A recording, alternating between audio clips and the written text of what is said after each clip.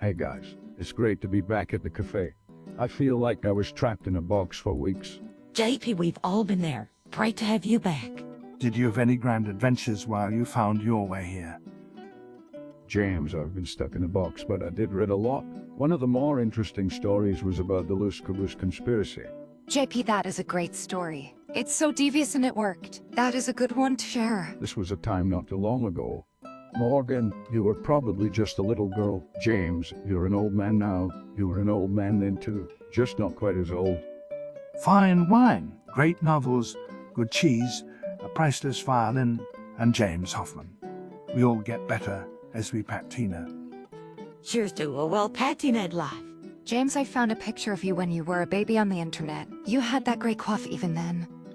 JP saved me from my baby picture and tell us about the Louis Caboose. All right, James, you may remember a little about this story. It made the news, but they managed to keep it to a minimum. Charmin Bear has been shedding his fur over toilet paper profit losses. Healthy diets consisting of smaller, leaner portions and an uptick in the popularity the bidet had taken him at his margins. Now he's gotten reports from his biggest partner, Taco Bell, that their sales are plummeting. When Taco Bell has a bad year, toilet paper sales hit bottom because toilet paper is wiping less bottoms. I like what you did there with that. Charmin Bay came across a failing farmer named Juan Valdez who was struggling to sell his subpar coffee beans. Charmin Bay became interested in the coffee business. He and Juan Valdez produced a variety of hybrids, finally settling on a very smooth and highly marketable strain they called Louis Caboose. Louis Caboose beans produce a very approachable cup with some very unfortunate side effects. Oh my, Louis Caboose. How devious.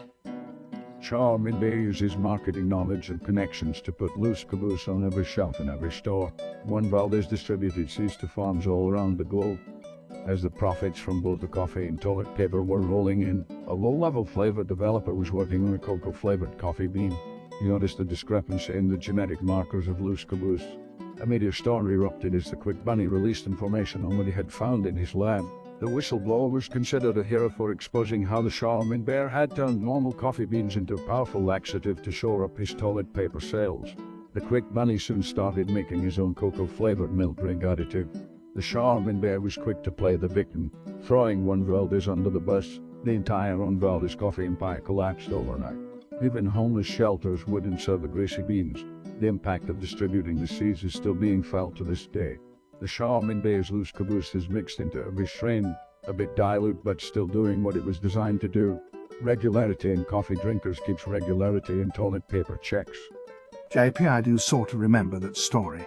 I remember when the Quick Bunny popped up in commercials with his cocoa drink mix. I even recall the Louis Caboose branded coffee. But the story must have been on the back page because I do not recall that. If you had stock in the company at the time, you would have heard the story, but the public relations people did a good job keeping it quiet. Today, coffee is simply known to motivate movement. The Charmin Bear was able to increase sales to keep up with the population's morning routine. Any idea what the Charmin Bear has been up to recently? The Charmin Bear has branched out. They operate more like an investment firm. They have ownership in Chipotle, Mongolian Grill, Sonic, White Castle. If it's greasy, Charmin Bear will serve it through a drive-through window. Charmin Bear owns White Castle. That sure explains a lot.